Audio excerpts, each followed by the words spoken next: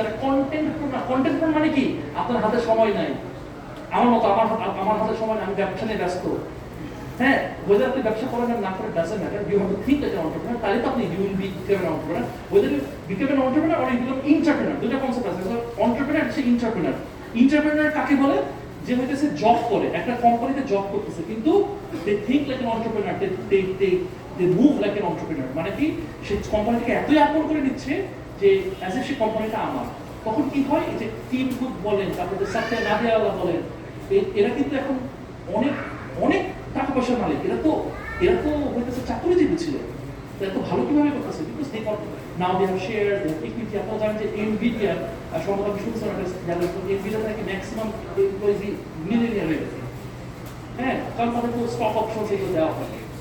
So to think like an entrepreneur. So whether you have a business or you work for someone, that's completely fine.